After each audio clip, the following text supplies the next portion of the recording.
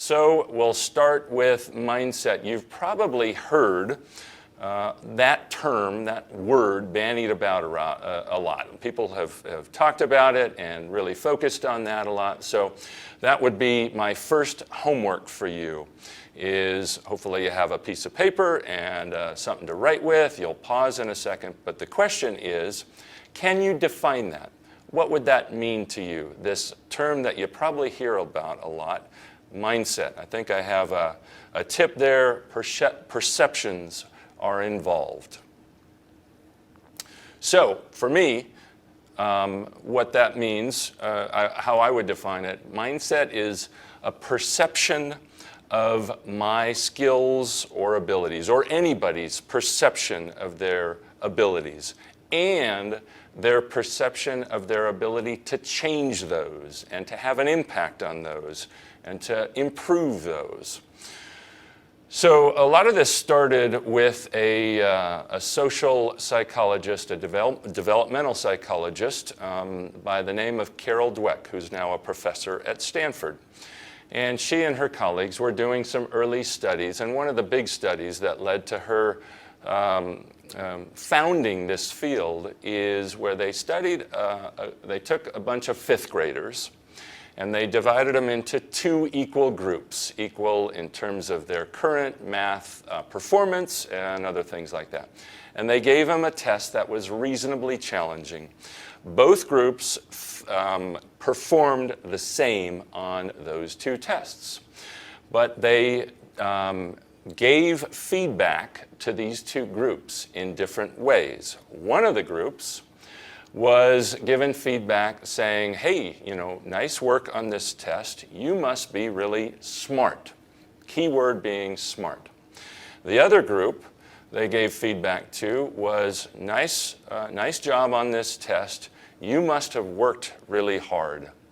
And it turns out there is a huge difference between a term like smart and a term like effort. A term like smart, we have in our minds often a thought of, well, I'm born with a set level of intelligence or IQ. It's something that lots of people think we don't have much impact on. Versus giving people feedback on their effort. That is something that we all believe we greatly control. And so then they went on to offer each group a more difficult test. They offered the group that they said, oh, you must be really smart. Would you like to take a more challenging test? They also offered the other group. Which group do you think, here's your next homework question, which group do you think jumped at the chance, and why, at taking this second and more challenging test? Well, if you said it was the effort group, you're right. 90% of the kids who were given feedback on their effort jumped at the chance, were excited at the chance of diving into a more challenging test. Less than half of the kids who were complimented or given feedback on their smart, with the word smart, jumped at the chance or accepted the chance to take a more difficult test. So here would be another question to ponder. Why do you think that is? People of the same ability, they were chosen and picked into two equal groups because they currently performed about the same in their mathematical abilities. And now you have your answers, and mine would be that in some ways the smart group maybe doesn't know if they're that smart. They don't want to be found out. And if they take a tougher test, they're going to miss. They know they're going to miss more of those. And this label of smart can actually have an impact on whether they dive in and continue in this process of developing. So it can actually be a limiting factor. So they went on through and took more tests and then eventually got back to a test that was very similar to the initial test that they took after this series of events. And the group that was complimented or given feedback on their effort ended up performing at a higher level by 30%. that same group had initially on the same test in terms of challenge. Meanwhile, the group that was given feedback with the word smart in it, or intelligence, actually fell in their performance. So now all of a sudden we have a 40% difference in performance on the exact same test, all based on their perceptions of their abilities. That's where the mindset comes in.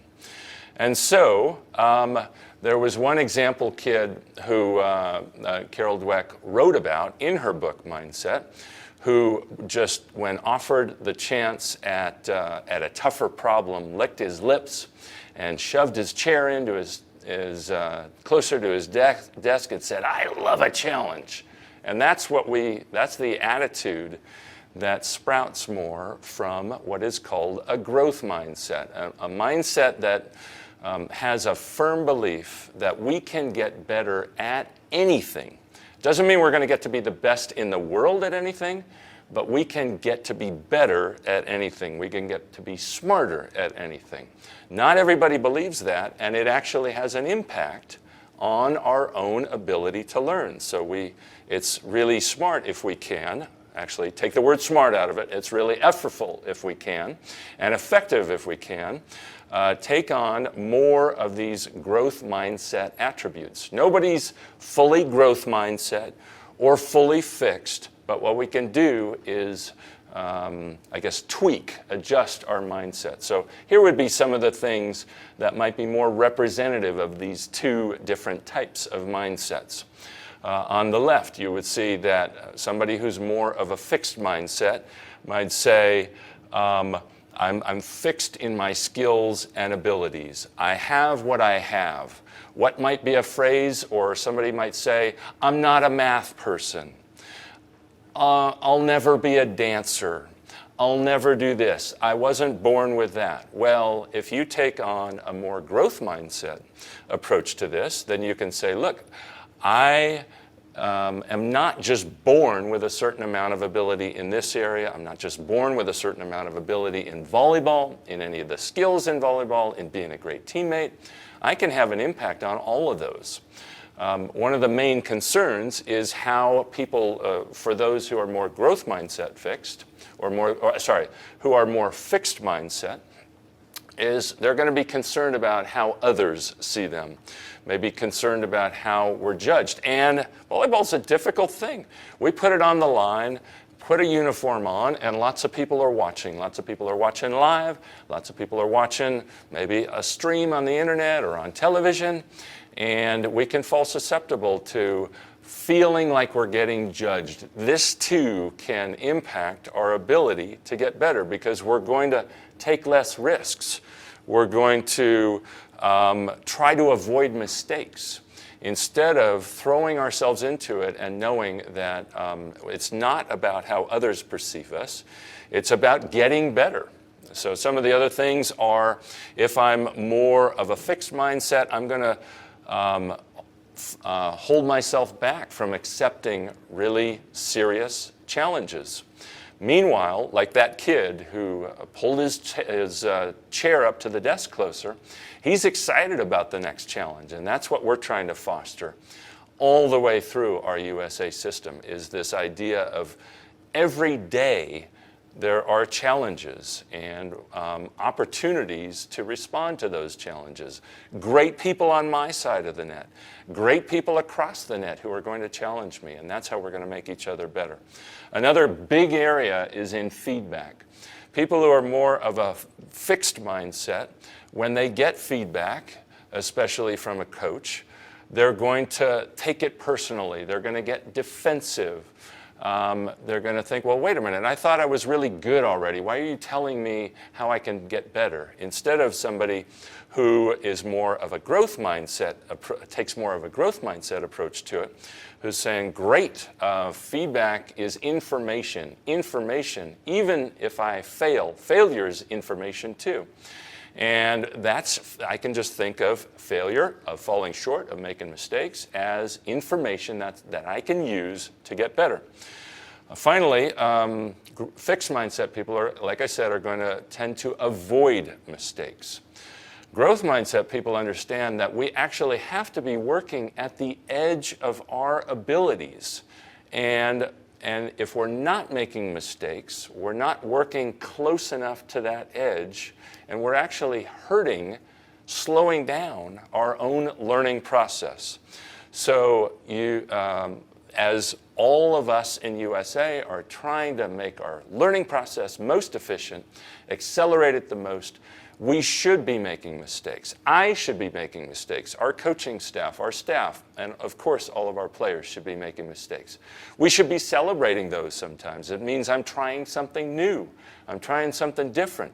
And it might not work the first time. It might not work the 80th time, but the 81st time it might. And that's where I'm now gaining an advantage. And so if we can improve our mindset and our strategies during, then we can have a big impact on the actual biology that's going on inside our heads, inside our brains. So let's cover that for a second. We have everything that you do, learning how to read, passing a volleyball, driving a car, all of those skills, you had none of those skills when you were born. You had to develop all of those skills, and all of them are really just connections and circuits in your brain. So those connections and circuits run through neurons, and we've got a whole lot of them in our brains, so that would be the next homework question. How many neurons do you think are in the average human brain?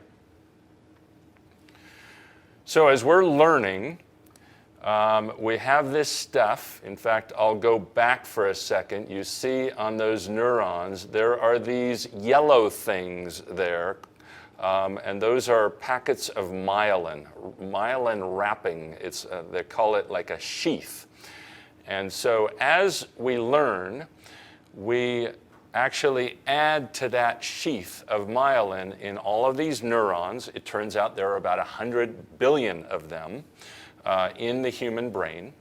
And as we learn and get better, you can see on the left there in these spinning neurons, there is virtually no myelin to be visible. And that is actually how each of us was born.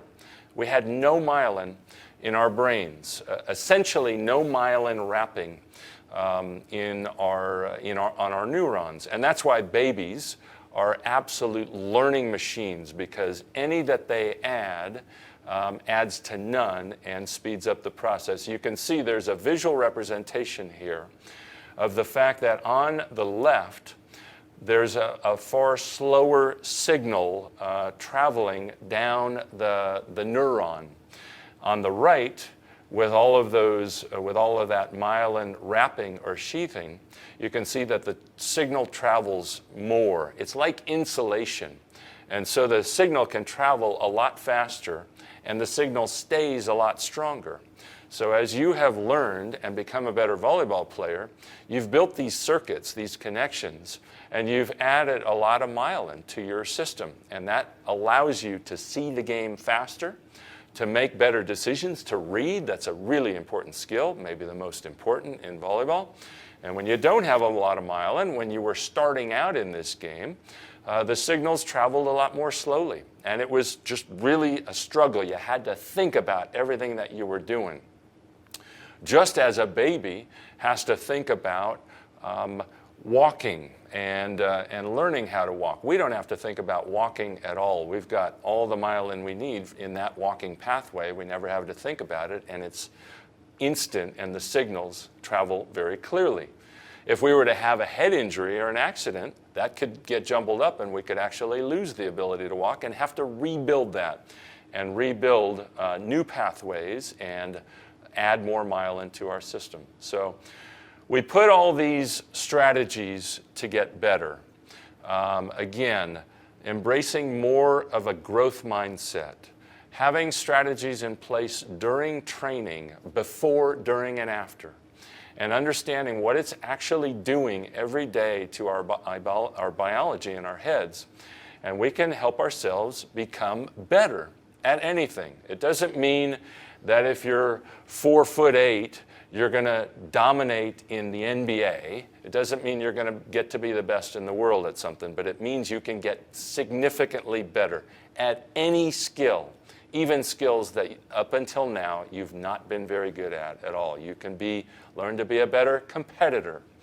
You can learn to be a better teammate. You can learn to be a better player, a better daughter, a better person. And you can learn, I don't have it on here, but you can learn to respond to challenges and adversity better. One example of that, quick story, was from a little less than 4 years ago, before the 2014 World Championships. One of our liberos, Caleb Banworth, our starting libero at that tournament.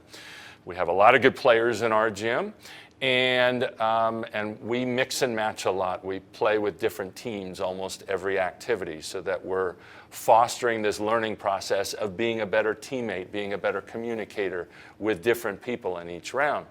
And so day after day, she kept losing. Whatever team she was on was losing the round. Finally, on the last day before we left or departed our country for the tournament in Italy, we had 6 more rounds of competition.